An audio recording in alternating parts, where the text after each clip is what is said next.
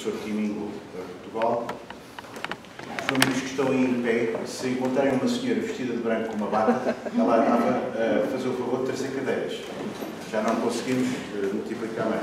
E também, naturalmente, uma realização, uma iniciativa da Sociedade Portuguesa de Antropologia, que é uma associação que existe aqui no Porto, criada em 1918 e que está a comemorar os 100 anos do seu nascimento. Portanto, hoje, na continuação daquilo que ocorreu nos dias anteriores, foi um bloco que eu vou falar de letras chamado Modos de Fazer, organizado pelo CITCEM and SPAE. Vamos, então, ouvir o Professor Tim Ingold pela segunda vez, desta vez sobre outro tema, claro. Também vamos gravar em vídeo, como eu já tinha referido antes de outras pessoas chegarem, e pedindo a todos a autorização, naturalmente, para poder publicitar esse vídeo, visto que tem um objetivo puramente científico e fundamental, visto que a pessoa do professor Tim Ingold é mundialmente conhecida neste momento e é uma das pessoas mais destacadas, não só, evidentemente, no campo a que normalmente o ligamos, que é a antropologia, social, cultural, como querem chamar, mas à cultura em geral. É uma pessoa da cultura europeia e não só. Portanto, para nós é um evento muito importante, a sua presença, e eu não vou dizer mais nada, a não ser esperando que todos os que estão a chegar mais tarde consigam deixar sítio de se sentar, não é? Era uma coisa que eu tinha sugerido, era eventualmente pôr cadeiras naquela salinha ali, tipo átrio. Não preciso dizer, creio eu também, nada sobre o professor Tim Ingold, porque é uma pessoa suficientemente conhecida, não é? O professor Tim Ingold é uma pessoa que fez grande parte da sua vida universitária, 20 anos em Manchester, no departamento de antropologia, e depois, em 1999, creio bem, moveu-se para Aberdeen, na Escócia, onde tem estado até agora e onde agora se aposentou, se reformou, finalmente. E, finalmente, agora vai ter mais tempo, tal como eu agora tenho, para finalmente fazer ainda mais trabalho do que já tem feito. Apesar de ter fundado o Departamento de Antropologia em Aberdeen, continuou sempre no meio de atividades académicas que cada vez se transformam mais também, ou têm mais uma parte administrativa, não é? Que tira muito tempo às pessoas. Conseguiu sempre ir publicando vários livros famosos, The Perception of the Environment. Nenhum desses livros está traduzido em português. Já há alguns livros traduzidos em francês, para aqueles que são mais hábeis em francês, mas The Perception of the Environment, publicado em 2000 pela Routledge, é hoje um clássico absoluto, lido pelas universidades inglesas, por universidades de todo o mundo, está traduzido em várias línguas. Tem um livro chamado Making, que é sobre os 4 A's que eu utilizava na altura: antropologia, arqueologia, arquitetura e arte. Tem um livro chamado Being Alive, que é outra coletânea de textos, tal como já tinha sido o The Perception of Environment, que é outro clássico também. Quer dizer, é toda uma obra enorme que, ultimamente, até redundou num livro sobre pedagogia, sobre a educação, sobre o que é educação, no pensamento do professor Tim Ingold, porque ele não é só um scholar, um investigador, mas é também uma pessoa muito empenhada por trás de toda a sua investigação naquilo que se passa no mundo contemporâneo e na transmissão verdadeira do conhecimento e não apenas de informação. De maneira que esta conferência para nós é motivo de um grande orgulho, uma grande satisfação, e também vejo que pela primeira vez temos esta sala, que às vezes tem só meia dúzia de pessoas, cheia, o que nos dá também uma grande satisfação. Portanto, vou passar a palavra ao professor Tim Ingold sem perder mais tempo. Thank you very much. A última coisa, temos que sair às 5h30 imperativamente, portanto, after your talk, we have a moment of debate, and then I spoke with the person in charge, and she said to me that today we can go a little bit beyond the 5:30. But, of course, everything has a limit. Your patience has a limit too. Thank you so much. Thank you so much, Peter, and thank you all for coming.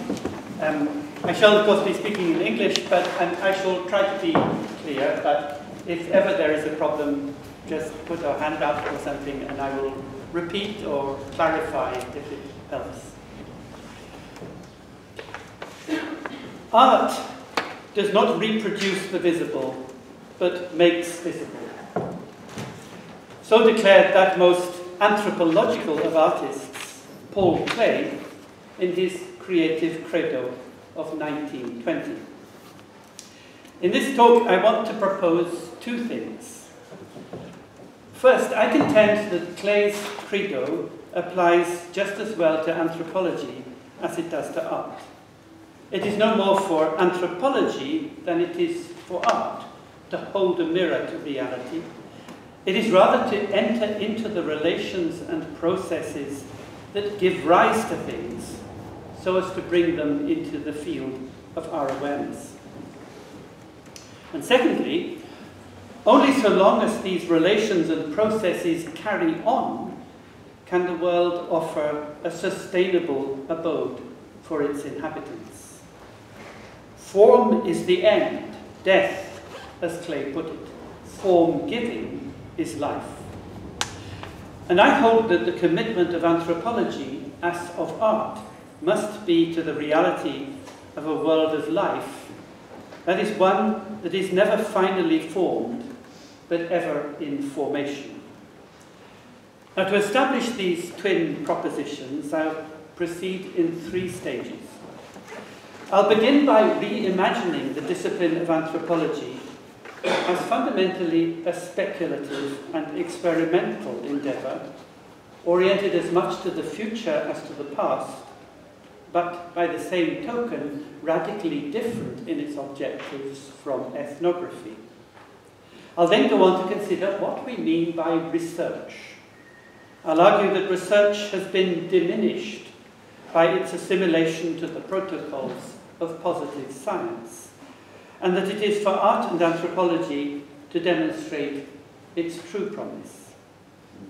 And then finally, I return to the theme of sustainability and to the question of how to imagine a world with room for everyone and everything. And to do so, I argue, we must approach it as artists and anthropologists do, from within. And I'll conclude by reflecting on the implications of this proposed synergy of art and anthropology for education, democracy, and citizenship. Ostensibly, the disciplines of art and anthropology face in opposite directions. The first, art, dedicated to, anthropology dedicated to describing and comparing forms of life as we find them, art to the invention of forms never before encountered. But this has not always been so.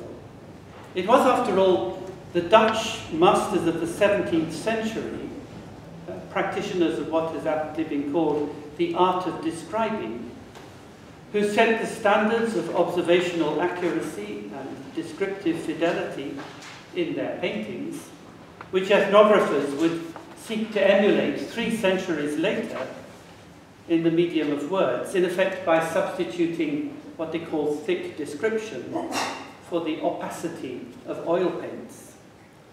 But these standards hold little appeal to an art of the contemporary that is nothing if not speculative. We are inclined nowadays to judge a work of art not by the accuracy of its depiction, but by the novelty of its conception. And yet, no practice of art could carry force that was not already grounded in careful and attentive observation of the lived world. And nor, conversely, could anthropological studies of the manifold ways along which life is lived be of any avail if not brought to bear upon speculative inquiries about what the possibilities of life might be. So far from one looking only forward and the other only back, contemporary art and anthropology have in common that they both observe and speculate. Their orientations are as much towards human futures as towards human pasts. But these are futures that are not conjured from thin air, but forged in the crucible of collective lives. So I contend that for both art and anthropology, the aim is, or at least should be, to join with these lives in the common task of fashioning a world fit for coming generations to inhabit.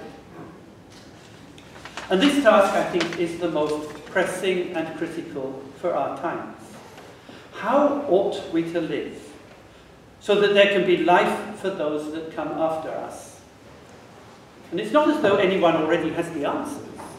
Human ways of life, of doing and saying and thinking and knowing, are not handed down on a plate. They are neither preordained nor ever finally settled. Living, we could say, is the never-ending process of figuring out how to live, and harbours at every moment the potential to branch along different ways, no one of which is any more normal or natural than any other. Every way of life, then, is in the nature of a communal experiment. It is no more a solution to the problem of life than is the path a solution to the problem of how to reach a destination as yet unknown. But it is an approach to the problem. So anthropology, as I speak of it here, is a field of study that takes upon itself to learn from as wide a range of approaches as it can. One that seeks to bring to bear on this problem of how to live the wisdom and experience of all the world's inhabitants, whatever their backgrounds, livelihoods, circumstances, and places of abode. Now, of course, if I were a practicing artist rather than a professional anthropologist, I might well be thinking along parallel lines. I might even want to make the same claim for art that I've just championed for anthropology.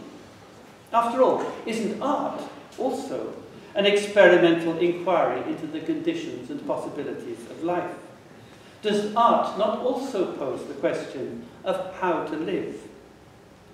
I don't want to be deflected into the academically specious exercise of distinguishing what is art from what is not. But I do think it's worth enumerating the principles upon which art and anthropology might potentially converge. And these principles are, in my view, fourfold. The first is generosity. Generosity means listening and paying attention to what others do and say, receiving with good grace what is offered, rather than seeking by subterfuge to extract or elicit what is not. Enshrined in the principle of generosity is an ontological commitment to give back what we owe to others for our own intellectual, practical, and moral formation. Indeed, what we owe to others for our very existence as beings in a world. The second principle is open-endedness. An inquiry that is open-ended seeks not to arrive at final solutions that would bring life to a close, but to reveal ways along which it can keep on going. So far from rendering the world habitable for some to the exclusion of others, it's about making room for everyone and everything, both now and for the indefinite future. That's what I mean by a sustainable world, and I'll return to it. The third principle is comparison. It's to recognize that no approach to life is the only possible one, and that for every approach you take, others could be taken which lead in different directions. So the question, why this direction rather than that, is always uppermost in our minds. And then the final principle calls on us to be critical. Critical, for we cannot be content with things as they are. By common consent, the organizations of production, distribution, governance, and knowledge that have dominated the modern era have brought the world to the brink of catastrophe. And in finding ways to carry on, we need all the help we can get. But no one, no science, no philosophy, no indigenous people already holds the key to the future if only we could find it. We have to make that future together, and that can only be achieved through conversation. In short, where art joins with anthropology is in making a conversation of human life itself. Now, not all art, of course, is anthropological in its orientation or philosophy, nor is it invariably signed up to the four principles I've just set out. But of art that is anthropological, we can say that it too is generous, open-ended, comparative, and critical. Such art does not take a stand or adopt an offensive or defensive posture towards others. It does not impose itself or seek to intimidate by shock and awe. It does not set out to make a statement. It is inquisitive rather than interrogative, offering a line of questioning rather than demanding answers. It is attentional rather than fronted by prior intentions, modestly experimental rather than brazenly transgressive, critical but not given to critique. Joining with the forces that give birth to ideas and things, rather than seeking to express what is already there, such art conceives without being conceptual. Art that is anthropological is curious. It rekindles care and longing, allowing knowledge to grow from the inside of being in the conversations of life. So like a living, breathing body, what art takes in, it also gives out. It is vividly present, yet intimately enmeshed with its surroundings. Or to echo Clay's credo, go back to that, it does not reproduce the sensible, but makes sensible. And that's why practices like walking, drawing, calligraphy, instrumental music, dance, ways of making and working with materials, all ways that tend to get bracketed under the craft end of the spectrum, are exemplary for me. Artists engaged in these practices come closest, in my view, to doing anthropology, even if they do not self-consciously present their work as such.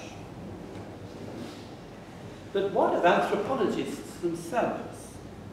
Are they doing anthropology in the sense I've outlined, of calling on the wisdom and experience of people everywhere in the task of fashioning a common future? Have they joined the conversation? Well, for the most part, at least until recently, I fear they have not. In a conversation, lines twist around one another as they go along, both answering and being answered to in a relation of what I have called correspondence. That's co-responding, answering to one another. But the majority of practicing anthropologists have preferred to come at other lives along a tangent, momentarily aligning with them only to veer aside into the stance of interpretation and analysis. I have a little drawing to illustrate what I mean by that. It's a bit blurred, but that word there is tangentialism, and that one at the top is correspondence. So this, underneath, this is the stance, the tangentialism of ethnography. So whereas anthropology carries on a correspondent relation with the world, ethnography's relation is tangential. You come up against a particular way of life for a while, and then you veer away from it again.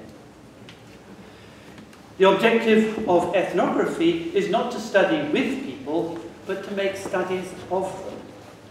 It's to listen to what they have to say and observe what they do for what it tells us about them. Now, I'm not saying that ethnographic studies are wrong, and indeed they have added immeasurably to the library of human knowledge.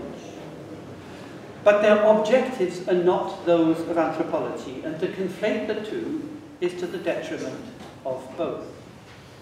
Because where anthropology seeks to open up to coeval lives and different ways of being, and to bring them into dialogue with our own, ethnography's aim is to wrap them up into an account that transports us into a world whose contrived otherness leaves our own world intact. As a colleague, Stuart McLean, has recently put it, the effect of collapsing anthropology into ethnography is to downsize questions of ontology by confining them within the explanatory or interpretative horizons of society, culture, history. We put it in, we put lives into the frame of their society, their culture, history. Now, art, too, can be either tangential or correspondent. A tangential art seeks to describe what it sees, and such indeed was the art of the Dutch master painters of the 17th century, to which I have already alluded. It touches the world only to draw away from it and put it in the frame. And this is an aspiration shared by ethnography, for which it set a precedent. But an art that is truly anthropological, an art that makes sensible in Clay's terms, rather than reproducing the already sensed, is one that joins with the forces and flows of an ever-forming world. It is, in short, an art of correspondence. And yet most contemporary art that self-consciously presents itself as anthropological has taken ethnography to be the glue that holds art and anthropology together. And the resulting unions have been ill-matched, to say the least, because the very reasons that render art compatible with anthropology also make it incompatible with ethnography. An art that is speculative and experimental, an art that explores the possibilities of being through open-ended conversation and comparison, cannot meet the standards of accuracy, of empirical rigor and detail that is expected of ethnography.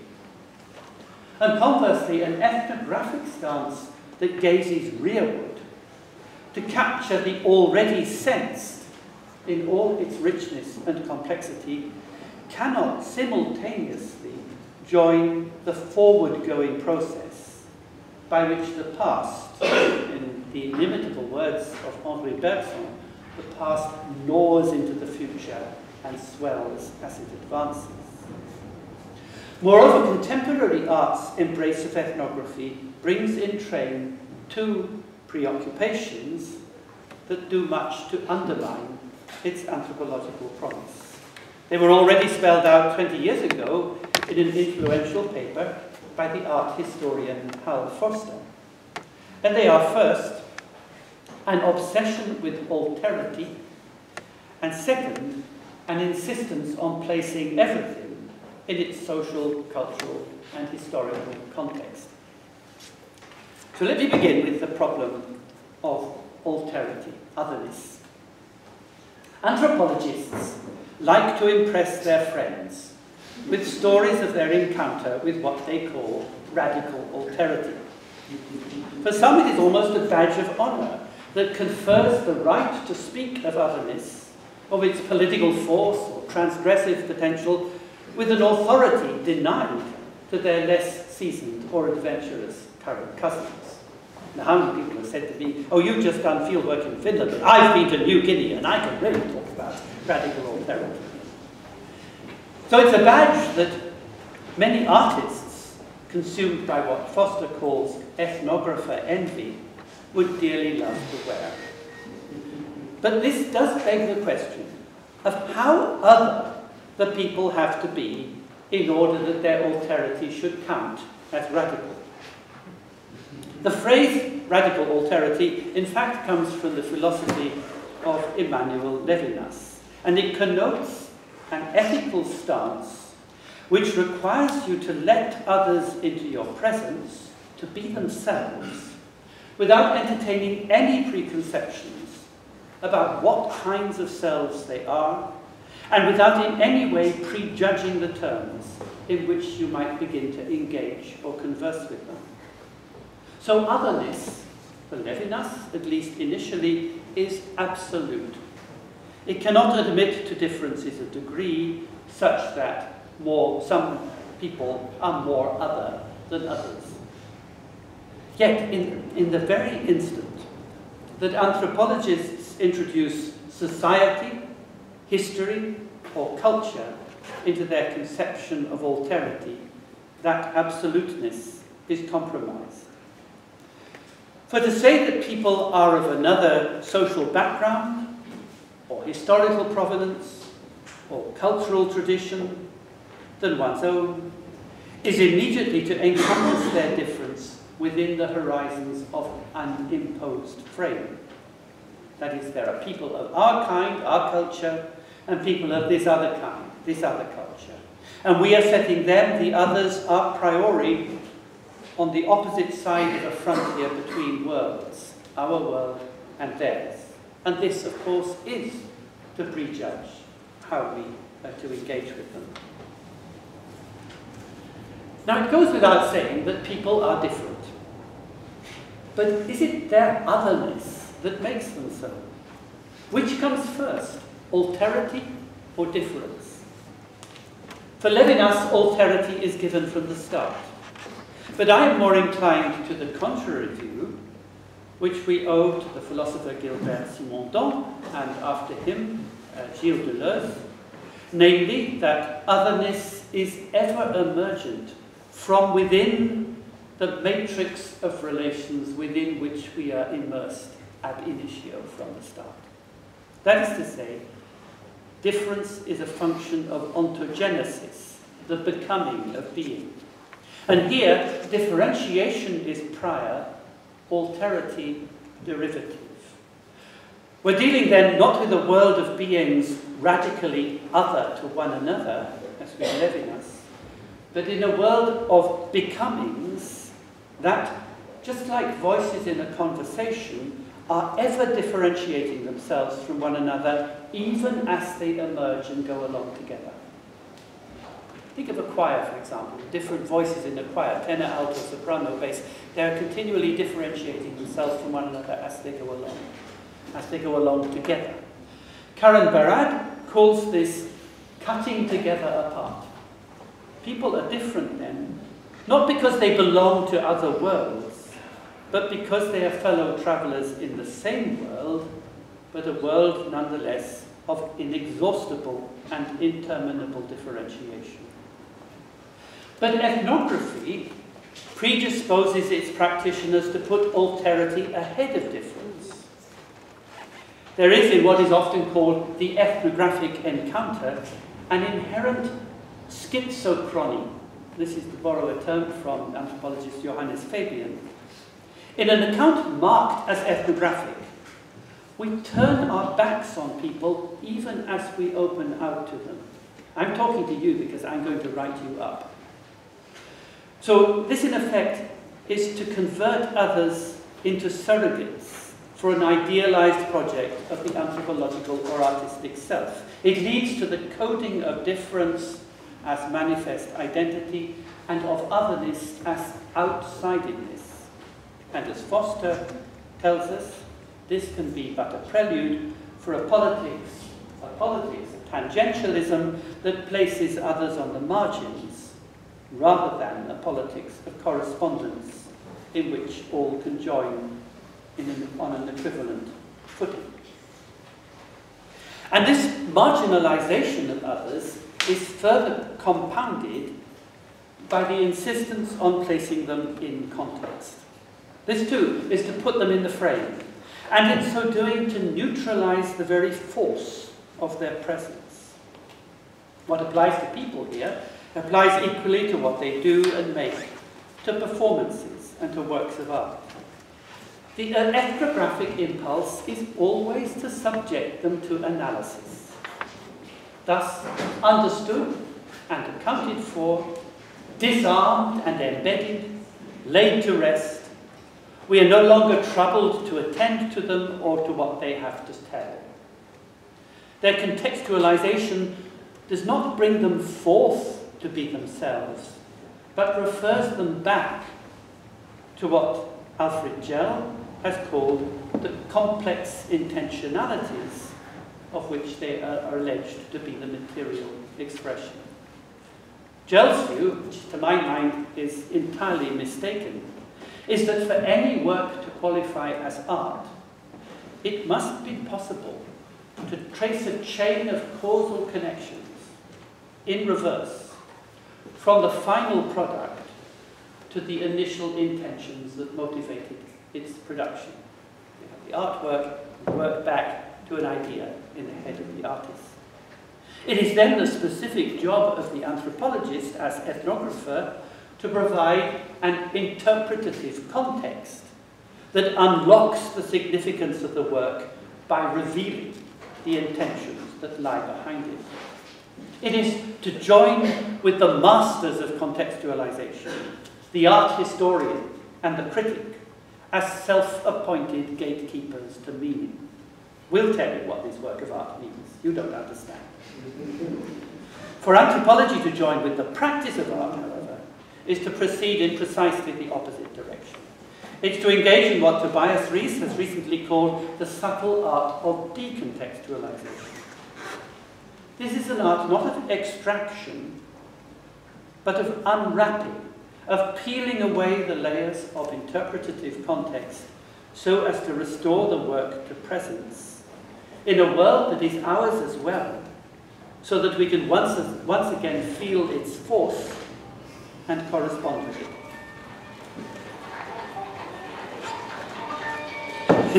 So, music to start with it. So I'd like to turn now to the second part of my argument, and this is about the call of research, and about what happens to research in anthropology when its vocation is aligned with that of art. Nowadays, of course, the default setting for research is science. So the researcher, if somebody calls him or herself a researcher, it is assumed that they're a scientist, unless proven otherwise. Research is what scientists do.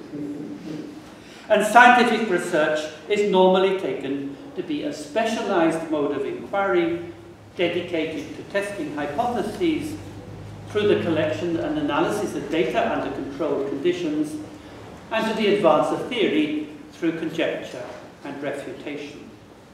And even when the practice deviates from these ideals, any scholar who purports to be engaged in a project of research is still expected to explain what it is intended to show, how the work will be carried out, and the anticipated contribution of its results to knowledge. Anthropologists have always felt uneasy about these expectations, knowing full well that the destination of their research can never be known in advance, that the conditions under which it is carried out are largely beyond their control,